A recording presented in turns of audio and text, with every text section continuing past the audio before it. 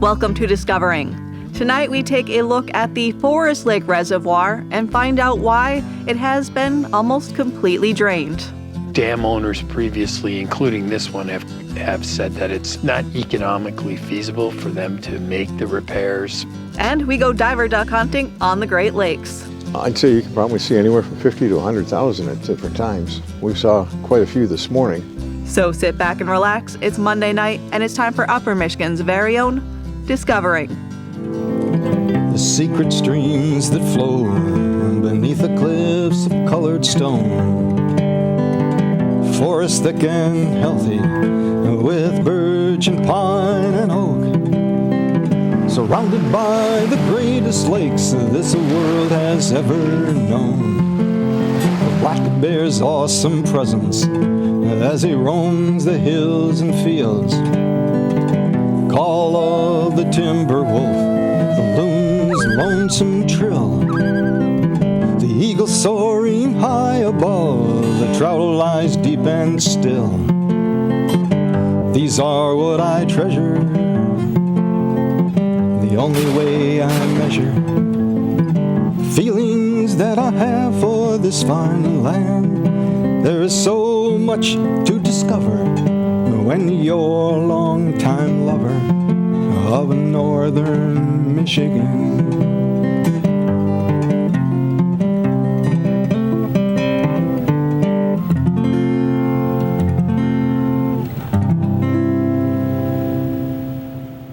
I thought I saw that. This is a better one too. Oh yeah, this is a nice one. Back in August, I shared a story that I filmed with guide Corey Berrigan, and we were smallmouth bass fishing from motorized kayaks on a beautiful lake in the central UP. Like many stories, I did not tell you what lake we were on for various reasons, mostly because people don't like to divulge their secret spots. But today, I'm going to share what that lake was. It was the Forest Lake Reservoir, also known as the Cleveland Cliffs Basin, and this is what it looks like now. Still bait containers. Nobody's going to be fishing from here. It's worse than this on the south end. The north end does look a little better, but there's still not a lot of water out there. It's not fishable, and I knew when you and I were here that it probably had dropped a couple feet, but I thought it was just the spring high water mark. But then it kept dropping and dropping, and now you see where it's at. I've caught some of my largest smallmouth bass. There's a ton of fish, a huge pike, walleye. I mean, the DNR did at one point stock walleye in here. Besides all the wildlife you would see, it was a beautiful place to come and kayak and fish because, there's no cabins, it's wild, it's remote. This man-made reservoir is 6 miles long with a dam on the south and north ends. The north end dam being the Autrain Dam along M94, and that is where the issue is. Over the past decades, there's been sort of controversy about the dam because it doesn't meet specifications for safety for, they have various like 500-year flood, 1,000-year flood, and this dam doesn't meet safety specifications. So the Federal Energy Regulatory Commission that oversees dams has been, for years, trying to work with whoever owns the dam to get them to make the necessary repairs. Dam owners previously, including this one, have said that it's not economically feasible for them to make the repairs to the dam. From letters I've read, the DNR is concerned about the Federal Energy Regulatory Commission, who has let this go on for too long, walk away and leave it to the state to take enforcement action. If the dam is not repaired and there was a dramatic flood, the dam could fail and wash out M94 right here, make a whole bunch of destruction downstream to fisheries and other wildlife environmental resources, as well as, head down towards homes and camps that are down along the river and Autrain Lake downstream from here. So public safety is a huge concern here, and it's been a problem for a long time. It's a very unique watershed. You have creeks and streams that feed in from the east and the west. You have a river, the Autrain, that flows north to Lake Superior. The south end of this watershed flows south, creating the east branch of the Whitefish that goes to Lake Michigan. This is like the center of the UP.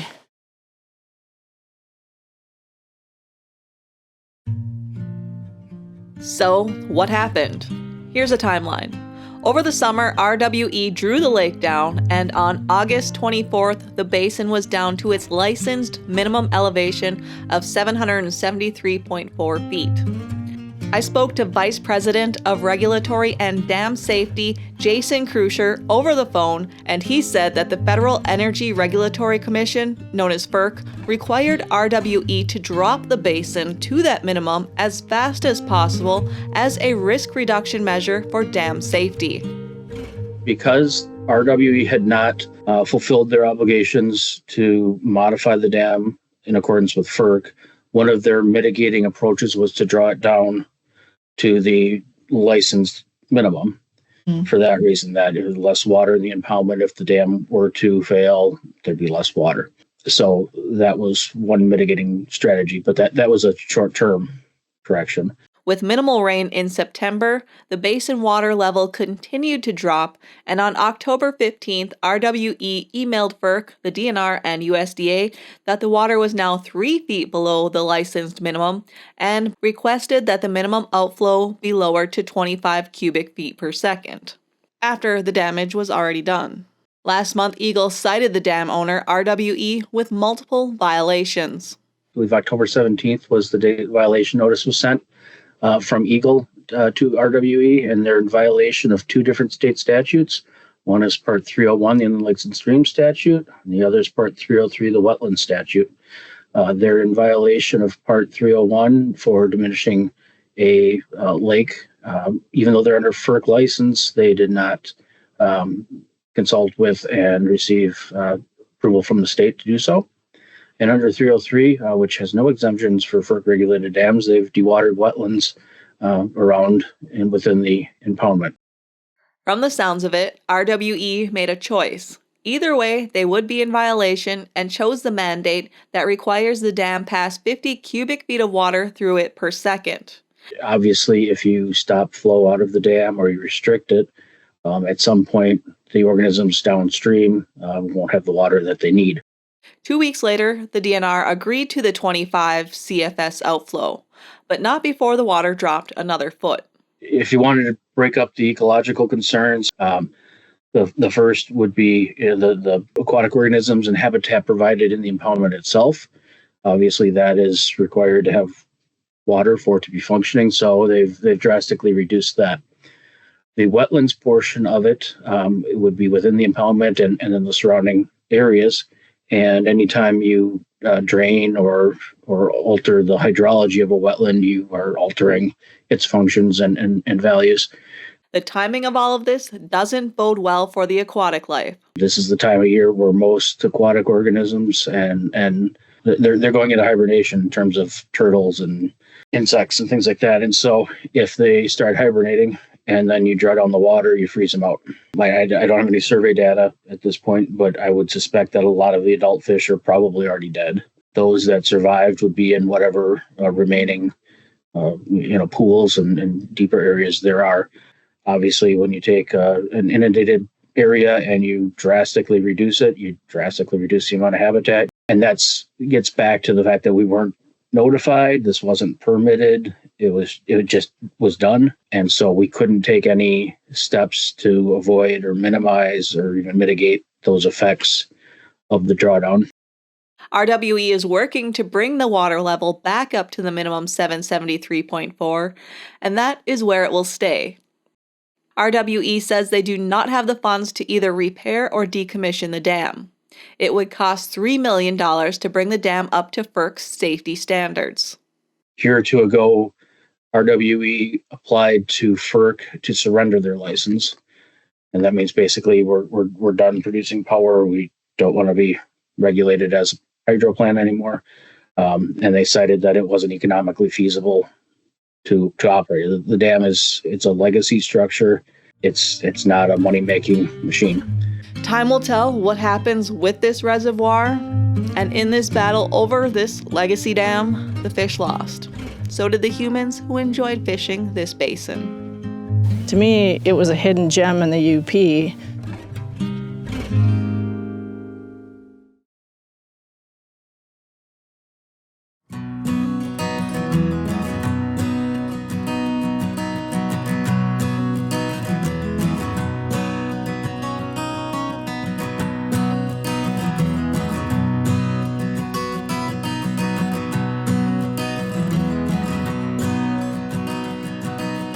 In the fall, hundreds of thousands of ducks migrate across the Great Lakes region, making it a special place to witness the fall migration. And that also makes it a great place to waterfowl hunt. Across the northern shores of Lake Michigan and Lake Huron, large flocks of big water diver ducks and sea ducks stop over on their journey south. They're coming from their summer breeding grounds of the northern Great Plains. Common ducks that migrate through here are redheads, bluebills, canvasbacks, ringnecks, goldeneyes, buffleheads, scoters, and longtails. On a cold morning in mid-October, I found myself bobbing around in a duck boat on a Great Lakes bay with 3 generations of duck hunters: Steve Dye, his son Chris, and grandson Logan, hunting for diver ducks on the big open water. We can normally get about 5 shooters in here, plus Logan. He's our spotter. Hopefully next year he'll be shooting. The morning actually started well before daylight, setting out perfectly spaced strings of decoys. We've got 3 long lines out with a dozen birds on each one, or decoys, and we got a mix of redheads and bluebills on them, and one Joe out there, Mojo, with a little motion. They're about 150-foot lines and about 2 arm lengths apart. There's probably about 15 to 18 pound weights on each end of the lines. Look at that. They're all right where they should be.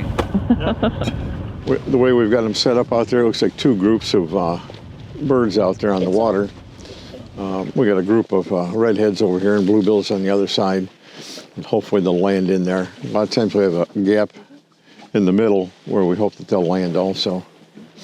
They seem to like to land with their own, the redheads with the redheads and bluebills with the bluebills. Flights of hundreds of redheads circled our boat all morning. The game plan? Hope a handful of those ducks fly into our decoys. They're looking for plants out here on the bottom, and they'll dive down and get those. There's probably weed beds out here is what they're interested in.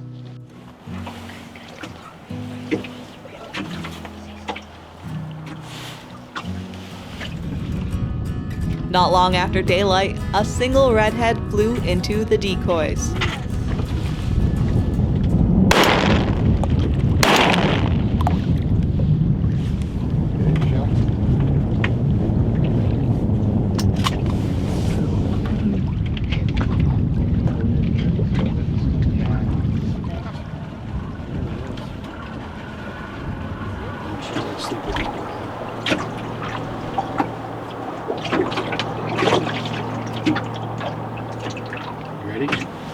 Yeah, it's right in line with the decoy.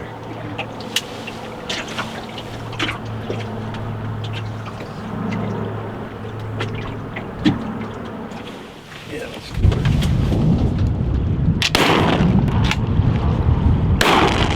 it. We picked up one more redhead. It was a breezy morning, and shooting from a rocking boat makes hitting ducks a little tougher. Divers have a nasty habit of diving down when they're shot at. I learned it takes a few extra shells when diver duck hunting on the big water. There you go. There you go. Nice job, Logan. The redhead duck is slightly smaller than a mallard, and drakes are distinguishable by their reddish-colored head. This one is a really old bird because it's starting to form some black on its head. You can tell Logan spends a lot of time in the duck boat. Logan is a duck expert. This is a redhead, just a hen. And you know if it's a drake or not. It should have a black chest. should just be starting as a black chest. But at this time of year, it shouldn't be. They should all be at least have their red head.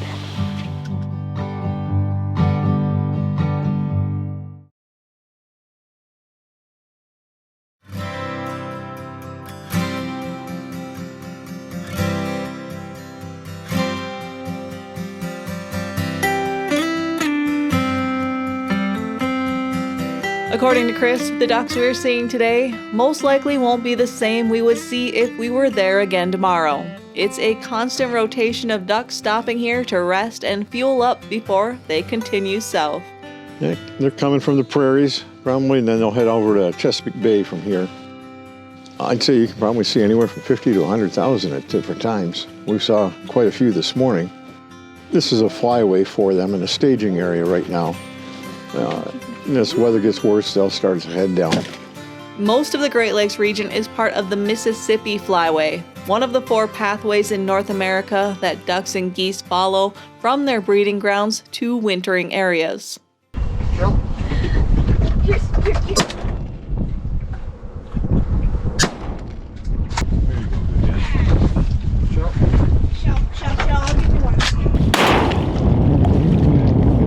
Hey, bird. Got our limit of redheads.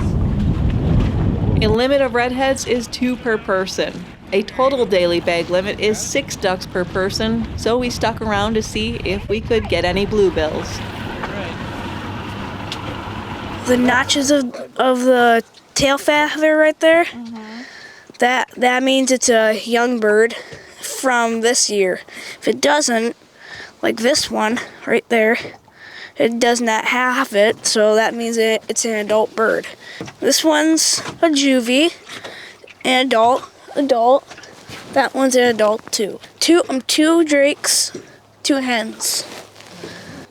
Plus, you can also tell if it's a drake or not, because it's also having that. So this means it's a drake. Hens only have like this. It's more like brown.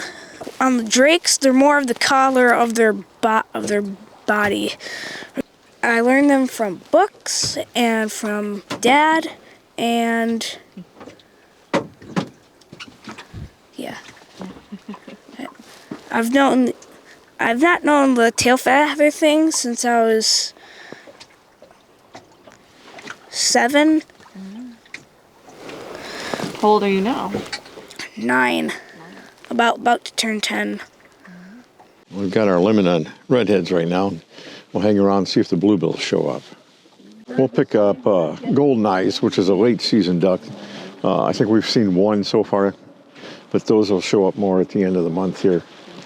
And they're a pretty hardy duck. They'll hang around till things freeze up. And the bluebills will hang around for quite a while too. But The golden eyes' ears must have been ringing. Just talking about them must have called them in, because just after we chatted about golden eyes, 2 flew into the decoys. there's some right on the deck out there, about 12 o'clock.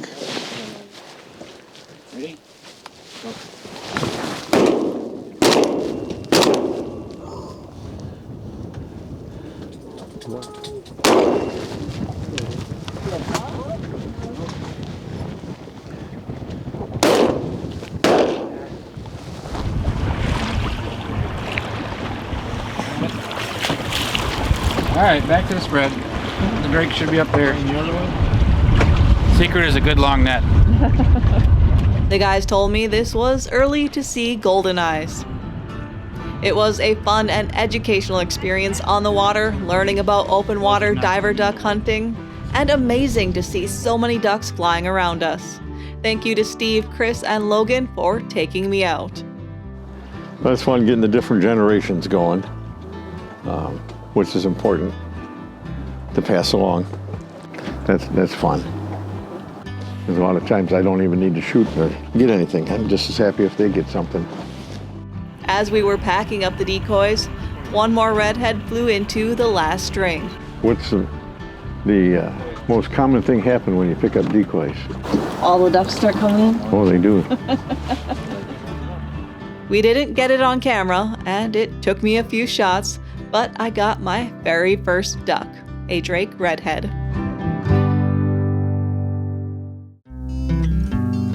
That's all for tonight, and I hope to see you right back here next week for Upper Michigan's very own Discovering.